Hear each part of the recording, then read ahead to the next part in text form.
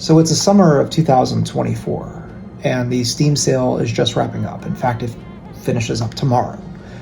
I recently purchased quite a few games from the Steam sale for next to nothing, and you can't help but notice, most of the games I'm buying are older re-release games or newer indie games, but made in a style that feels and looks like and plays like a game from a different era. And there's a whole swath of these games that I want to play and replay, and I have so many wonderful memories of going to video game stores and really, really wanting just countless video games, just one after another, most of which I couldn't afford. Maybe if you're lucky, you got to leave with one or two if you're buying used. And these days, it's like you go to a Walmart and I have nothing to buy. Is there something wrong with modern day consoles? Or is it just me? Tractor beam on. Observe as I steal it. Do not waste your pathetic mortal energy trying to stop us unless you want to amuse us, which is what you're doing. You can't stop us, you can't touch us. We're untouchable, unstoppable, unflappable, unmotivated. What is that, This is an ashtray. What the I like to smoke. Tractor beam off? An ashtray. Come on, man. What's wrong with an ashtray? If you want to achieve in this life, you need to set your goals higher. I'm already pretty high. So while I know it's not a perfect representation of summer, I'm going to go from May to the end of September just to give us the widest range of time that could be vaguely reminiscent of summer. I know technically summer ends the beginning of September, but just bear with me. It would be even more depressing if I didn't include September. I want to go ahead and take a look as to why it feels like every single time I'm searching for something to play on my PS5 or when I had an Xbox Series, why I could never really find much to play. And let's compare this summer versus a summer 24 years ago. So let's start at the beginning of May. As far as recognizable games, I guess a major release would be F1 24. I don't know how popular the series is anymore. It says it's developed by Codemasters. I'm pretty sure that's Codemasters. I guess Wiki be a bitch. That's funny though. I know that Codemasters has been under attack. In fact, EA in general has been under attack, so that's probably what that's all about. But yeah, it's a Codemasters game. I'm gonna guess from that post that's not going to be a popular release with people. We have Killer Clowns from Outer Space. I remember seeing this advertised all over my PlayStation home screen inside this shop. I mean, look, man, I like the original movie, but, Blockbuster? Probably not. See, we have a Nihon game from NIS America. I'm sure somebody cares about this. I've never heard about this. Trails Through Daybreak. Okay. We have a college football game. Exciting times. We have another Madden, which probably played that once or twice. Wukong's coming out. That's cool. That's August. We have a new Astro Bot. So if you really like the pack-in free-to-play game that came with your PlayStation, be prepared for more fun. And look, I'm not trying to shit on this game per se. It was a good romp. I'll be honest with you, it was a really good introduction. If not a depressing introduction to the controller, because nothing really past that point ever really feels half as exciting as Astrobot. We have an Earth Defense Force, and that's it.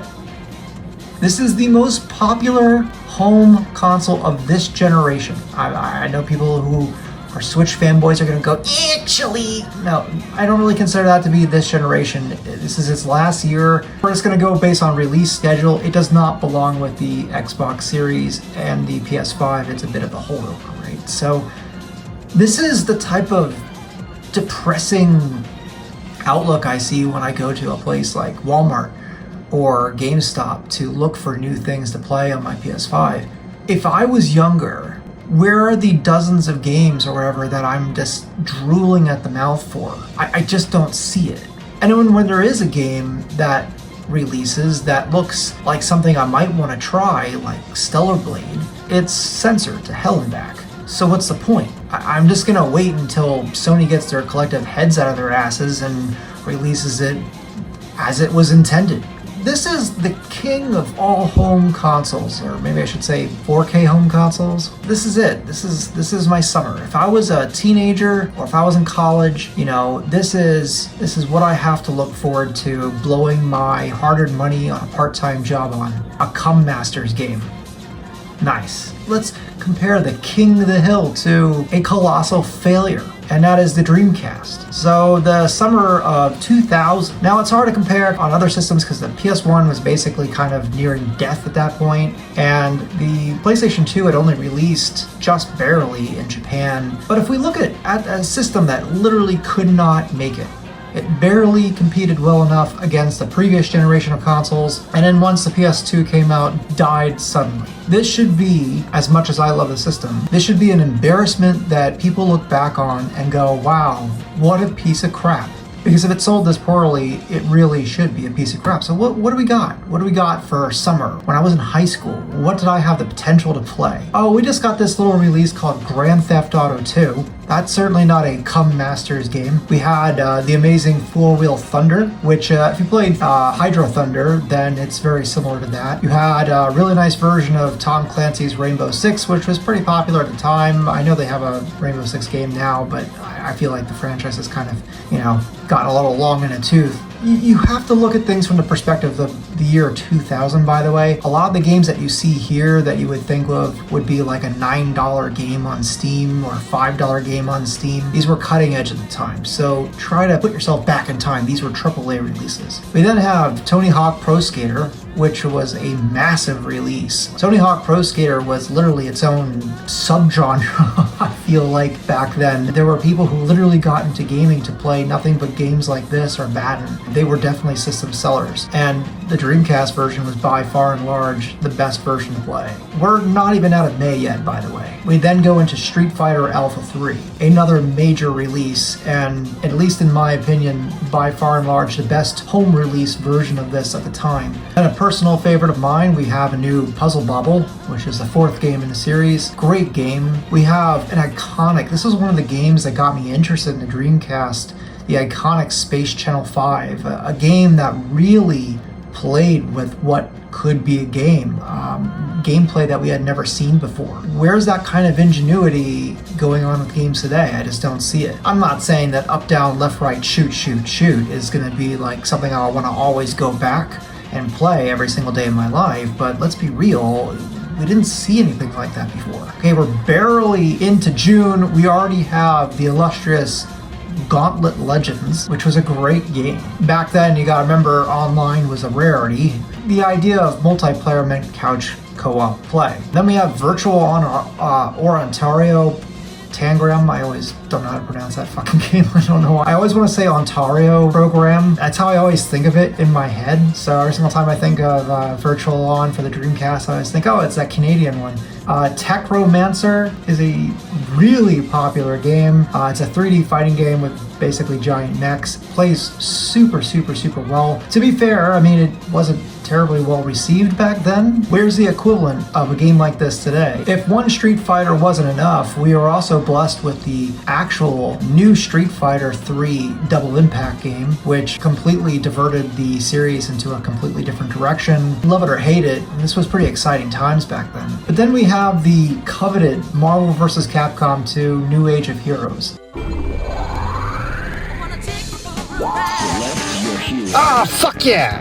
Boy, if you want to talk about a system seller, if you want to talk about a game that really wanted me to get my hands on a Dreamcast, this and Jet Grind Radio were the two main contenders. This game, there was something about it that was just so fresh and weird and new and fun. From the funky music to the cool 3D graphics, the likes of which I had never seen before, to the really sharp, more simplified control, 4 buttons instead of 6, that made it very pick up and play friendly for about anyone. It was a great game to play with friends, and unlike a lot of fighters, it had tons of unlockables that would literally take you weeks, if not months, to unlock as much as you could. We have Virtua Tennis, yet another game in which I bought a Dreamcast for. Keep in mind, we're barely into July. Giga Wing, one of the best shooters that you can find on the system, released mid to late July. While I don't know if it was a major release, we do have Seaman, which is something, whether or not it was very popular at the time or whether it was just popularized by Angry Video Game Nerd, is a game that most people are familiar with. If you've ever collected any video games or played any games on the Dreamcast, it's probably something you've come across. Whether or not you like it or not is up to you, but the game was definitely, again, innovative, something that we're not seeing these days. Still not into September, we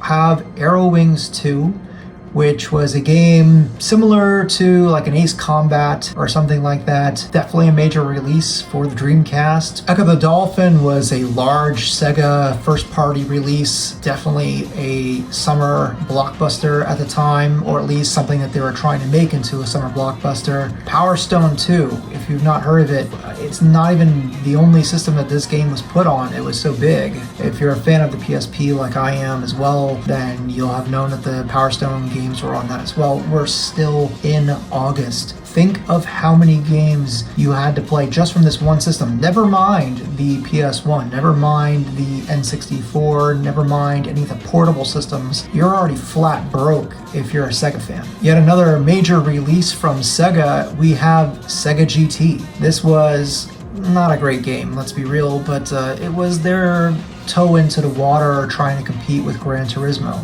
Whether or not it was big, it doesn't really matter. It was a major release for the Dreamcast and definitely vying for your money back in the summer of 2000. A major release for me, in fact, this was the first time I got to see Dreamcast graphics outside of a Sonic Adventure being played on an import system. This is San Francisco Rush 2049. I still remember the rocket car being on display at the TV above the game cabinet in the local Walmart, and the brightness coming from the rocket engine, the lighting, I had never seen lighting like that before, and it was mesmerizing. This was definitely one of the first games that I purchased when I got a Dreamcast, and we're just entering September. Well, if we have to count Madden, we have to count NFL 2K1. This game is actually a really good game, even if you're not a huge fan of football.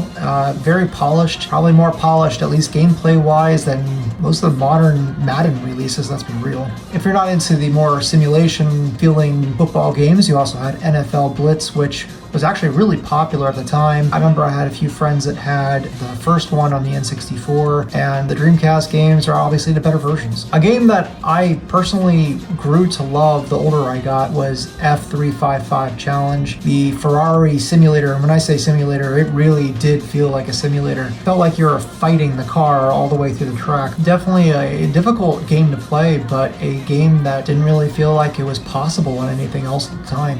We're almost there, I swear. One of my personal favorites, Tokyo Extreme Racer 2. This game, I fell in love with this game.